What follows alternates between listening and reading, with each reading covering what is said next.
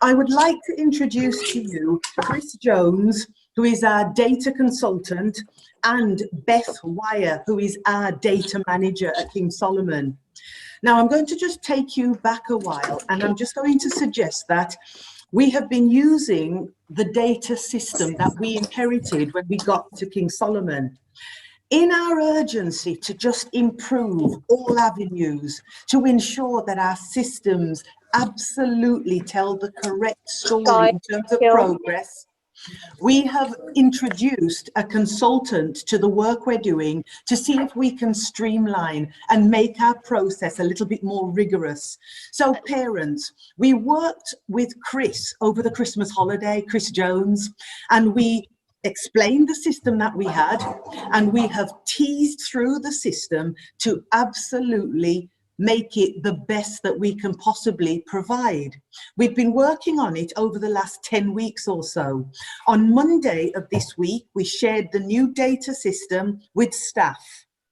Today, we would like to share it with you. We will give you a chance to ask any questions that you may have, but I hope you will bear with us and just watch and listen to the presentation first, and then I will try to chair any questions you may have later on. The presentation will probably last about 30 minutes. Or maybe just a bit less. So without further ado, I'm going to hand over to Chris Jones and Beth Wire. Thank you very much, and it's been a pleasure to work with you. As Miss Abraham has just said, I've worked with a number of schools on similar systems. So I just want to share with you. So just a second while I share my screen with you. The presentation actually probably would be slightly less than that. It doesn't have to be long, and it would be good to have plenty of time for your conversation. So just I'm just going to talk through the rudiments of the structure and the detail of what that's going to look like for you and what that's going to feel like for your children. So it's an assessment and monitoring practice system. Now, as we begin, you will have been shared with, and Ms. Abrahams has asked me to share this bit with you in terms of what's gone on in the school, an understanding of what happens to children and their data between year 7 and year 11. Now, I know your children have been working through the school, and we're now the first group that have gone through that journey. Now, what we understand is that all data starts from the end of Key Stage 2, so the journey of children going through primary school, and they will end with a piece of data that tells us how they've done in English and maths, and then as an average of that are generally across the curriculum. We refer to that as the baseline. What that moves to is the kind of outcome that you would be expecting a child to achieve when they reach year 11, and they are related. A lot of the language around school talks about flight paths, and it's often communicated in terms of this linear line, this journey from where they start in year 7 to where they'll finish in year 11. And it's often articulated as a straight line. There are some systems that are kind of a bit more sophisticated and will change that journey, but it's a fixed position, expecting a child to sort of grow through as they learn through the school. It actually is quite an arbitrary description, because children, we know, respond in different ways. Some children take a little more time to get grounded, and then they accelerate towards the end. Some children get very enthusiastic and will engage very early, but then slow down. Now, neither of those two are wrong. They're just not that straight line. And as we know, every individual is different in the way that we'll learn. And some children learn, the characteristics that I've just shown you there are different between different subjects. They might be stronger or faster and engage in English than they are in maths. And others will be stronger and quicker in science than they are in English. So when we report this, you've got this, are they on track? We are asking, are they at or above or below? Now, both of these lines show an at and below. And so, we've got these markers which indicate that they're green, they're doing okay. This child is above that line, this child is below that line. And as we go through the school, I think the conversation that we had, and Miss Ingram, Abrams, you mentioned it on Monday, this sea of red, you might well have experienced that in your reports that you've received. Does it say that the child is underperforming? Well, maybe it's more about the characteristic of the way they learn than it is about whether they're underperforming. And what the school wants to do with you is to indicate how your child is learning. So what I'm going to present to you is perhaps a different way of looking at it, and this is where the journey moves forward. So this kind of flight path, a growing line, is understood, but let's move on to a different way of looking at it. And that way of looking at it is this, that every child has a start point. That start point will be slightly different for each child. That start point could be a low starter, a medium starter, or a high starter. Now that means that they've done, they'll have got high scaled scores at Key Stage 2, or they've got lower scaled scores at Key Stage 2. But that path indicates where they're going to go in their journey. Now, it doesn't mean that a child can't improve, because they will. What we don't want them to do is to move backwards. So the Key Stage 1 and 2 is like the takeoff. When they come to 3 and 4, it's about solidifying, securing, and making sure those children achieve relative to that start point. So they are communicated in terms of the data that the schools receive from the Department for Education as low prior attainment, middle prior attainment, and high prior attainment. We're going to develop that language in a moment. Now, as far as children moving through the school, we know that that's going to turn into a likely outcome grade at GCSE. Now, we know that's quite a complex thing. Some of them will be number scores, 1 to 9. Some of them will be distinction, merit, and pass if they're doing the technical award qualifications. But we don't need to worry about what those are until later in the journey, to be secure that they are on the pathway that's right for the child based on their prior attainment. That's the understanding that we have. Also with the understanding that a child can grow, but we wouldn't want them to go backwards, because that says their progress is going down. So a child that starts in the middle prior attainment area then could move to a higher prior attainment, but they certainly wouldn't move to low prior attainment. And there are related scores that will go with that. So the grades that you see listed here, the 9 to 1, very clearly relate to that start point. Now, that's communicated in what we now know and nationally is described as the progress score.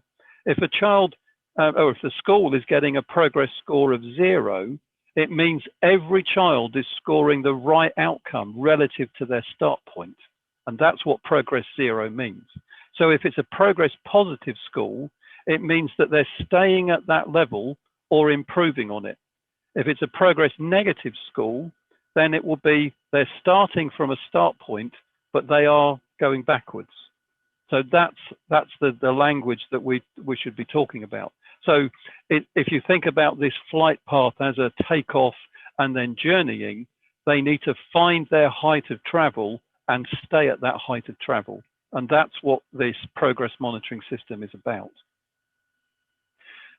Now, we do know that in terms of the way that the DFE explains those grades, it describes a 4 as a standard grade. Every one of these is a pass, because they're relative to a start point. They are a grade. The standard grade and good grades are the thresholds that take a child into further education or into higher education, so choosing subjects that they might do later. Now, this language, sorry for that flipping through, this language is then communicated, and what you're going to see for your child is that your child will be assigned to one of these flight paths. They'll be excelling, that means they're a high prior attainer. They'll be developing, that means that they're a middle prior attainer, or they'll be securing. And the monitoring will be relative to that. So when we say that a child, or sorry, before I go into that, let me just explain where those come from. The excelling means that their scaled score that they got at Key Stage 2 is in this orange area, so above 107. Now you'll see that from the scores that you will have got reported from the primary school. If they're between 96 and 107, now this data is forming because the current year 11s are the first children that have ever been through this new scoring system from the beginning of Key Stage 1 to the end of Key Stage 4. It's unfortunate that the pandemic has happened at this point because it is the point at which we would have had data forming to secure the future paths. So those of you that have got children in 7, 8, 9 and 10, we were looking for some of this national data to secure those positions. So at the moment, there is a little bit of a grey area between them because we don't have data of children coming through the system in the way that we were hoping to this year. But that's because of the national pandemic and what's happened in this summer. So what we know is that children around 107 and above that will be in this high prior attaining band. They're already defined within the data that comes from the Department for Education, and we are identifying those children. So if your child is identified as potential excelling, then they will be heading towards these high grades, and they should be because their scores at Key Stage 2 indicate that they're capable of that. Now, some of the children won't have had prior attainment data. Your children might not have been through schools in England, or they might not have undertaken SATs for whatever reason. And for those, the school is committed to use a system which is called the GL assessment system, where the tests will be done internally. Scoring system looks very similar. It's not exactly the same, but it's structured in the same way. So if they don't have scaled scores, there will be a way of measuring so that your child's progress can be monitored in the same way that every other child in the school is monitored. Those children, until the assessment is done, will be designated as emerging. Now, there'll be lots of reasons for that. There will be some that are below Key Stage 2. They will start as emerging, and the work will be done to get them into the securing area. There will be some that don't have data, and therefore we use this internal assessment to achieve that. Now, once that's achieved, what we will then do is move children into this monitoring phase. So as we go through the school, at least termly, data will be examined, we'll be exploring what's going on in the classroom, and children will be determined to be working at an expected level. So securing with that good understanding of where that is, the work that's planned, the work that's delivered, developing, we could be working at that level. Some children might be working above that level. Some children might be working below that level, but within that broad band. So a child in terms of reporting who said, you are in the developing band, you're in this developing area, you are working at the expected level, you're doing what we expect you to be doing, then that will be reported. Some children might be working below, and it might be because they're struggling with a particular topic. So the line, as you see here, might fluctuate depending on what's going on. You know, if they're in science and they are very engaged with biology, but find the maths of physics a little more difficult, and if that's what's going on at the time, there may be that fluctuation through the curriculum. But as long as they are within expected norms, that's what we would expect to see. A child that's working well above might well be, a developing child that's, pitched towards a grade 6 at GCSE level, who's actually showing signs of grade 7. We can say they're working well above that level. So that's an encouraging thing, and it might be something about personalizing the curriculum for them because it shows what they're strong in, what they're good at. And there may be things that they, across a broad Key Stage 3 curriculum, there may be other elements that they are less strong at. But the monitoring will show us this. We can see what's going on. They are secure within this area. It's not tied to an actual grade until we get to Key Stage 4. So the grade number or the description of distinction, merit, or pass is not used until later on in the journey. That's when we can get some more specificity about it. We don't need to say that early on. What you want to know is that a high prior attaining child is working within an excelling parameter, that the work is being set at that level to challenge and stretch a child, and that's moving towards that 8 and 7 grade. Now, once that's internally what's going on within the school, children will need to be spoken to by staff, professional teachers and managers within the school. And there are a range of things that can be going on in the school. Now, within this system, we've grouped them into 5 categories. Group 1 will be children who are working at or above the level that's expected. And I've described it here as light touch. Tutors and teachers will be having the conversations that normally go on in a classroom. You're doing well, keep doing what you're doing. We can challenge you further, but you are doing what needs to be done. That's the teacher's job. That's what needs to be done within the classroom.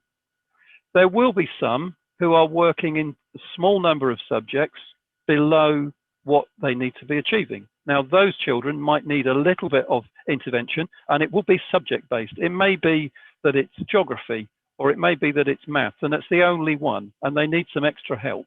Well, those subject staff will be focused on achieving that with those children. There will be children who need help across the board, and it may be that there's some learning activities. It may be reading, or it may be engagement with the classroom. It could be all sorts of things that are going on in their life, and they need some specific input. Well, those we've described here as group 3, and the school will designate specific staff to help those children. And you know, it's not unusual in school life. I've been doing this for 36 years, so I know that that's life in school, and that's our responsibility as teachers to support children to achieve that. And that's part of this monitoring process.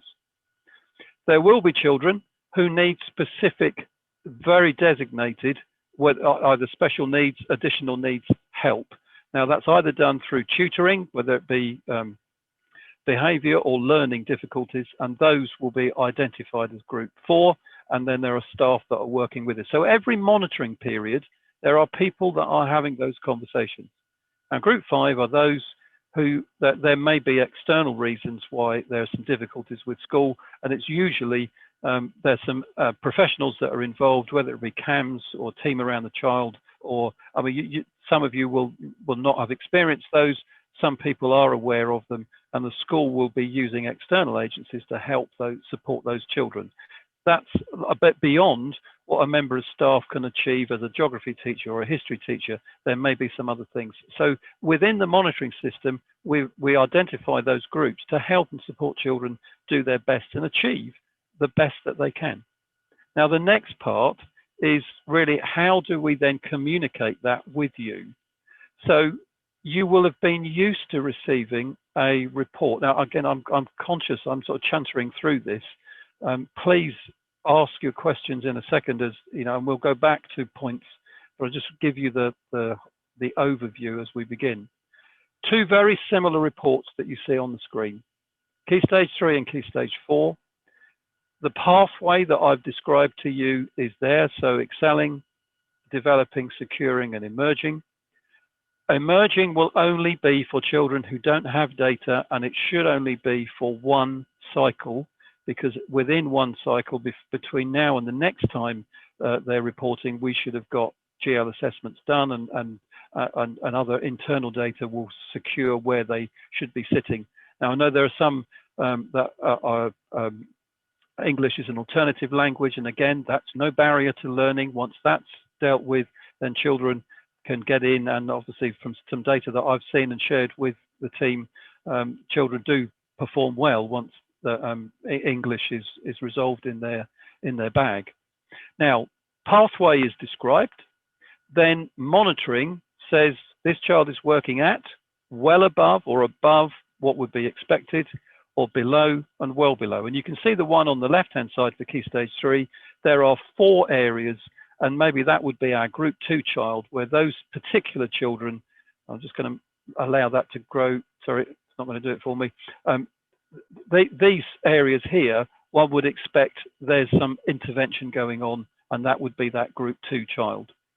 At Key Stage 4, obviously there are less subjects because we've done that personalisation, and they've chosen their options. Now, at this point, you see it translates from that the strand is still there, the pathway is still there, but an expected outcome, whether you call that a target or whatever, that is the expected outcome that's relative to that start point. So within this developing strand, the 4 is the bottom of those 3 grades. So it'll be 4, 5, or 6. The expected outcome for this child in English will be 4. That's based on what they've achieved previously. And what we're saying at the moment is this child is doing well. They've got a 5 going on. So things are going well for this child. In same band, suggestion that their maths is a bit stronger. So they're working at an excelling area there. That would be a grade 7. And that's raised their other grades, science and the others, to a 5. So the double grade, the combined science, is looking, they need some help there. And that's where the school would be supporting the child. Attitude to learning makes a significant difference to this process, really, and that's why the school is committed to measuring that and communicating that with you, because it makes a difference. It's about engagement, it's about what goes on, it's about homework, and it's about tasks, and it's about the conversation in the classroom. So communicating that to you, well engaged, working with you, that's important to have that information. Just as a reminder, with every time we report, we would put the pathways at the top of the report, so you've got that idea and that reinforcing of where those grade outcomes sit. Now, that's not to say that a child can't exceed them, but the commitment is that children shouldn't be working below them, because their prior attainment, what they've done in primary school, sets them up to achieve that all the way through their secondary school life. So in terms of the journey, this is a different way of communicating flight path. It's really about saying, once they've raised to a level, let's keep them at that level. So they're not regressing, they're not moving backwards. So it's a different way of describing flight path. It's not progress is not indicated by a number going up. It's indicated by the work that's being undertaken, the work that's being set, the work that's being responded to is at a level that's consistent with that path. Now, I've rattled that on for a while. Mrs. Abrahams, do you want to step in and? Okay, thank you so much. Whenever Chris explains his presentation, it is so simplistic, but I am going to tell you parents, it has taken us about 10 weeks, nearly 3 months to get to this level, because we had to cleanse our system and we had to set up templates behind the system. But enough about me. Thank you again for that presentation, Chris, but I'm not letting you off, because we now have questions, hopefully, from our parents. So would anybody like to unmute their microphone and ask us any queries, concerns that you may have?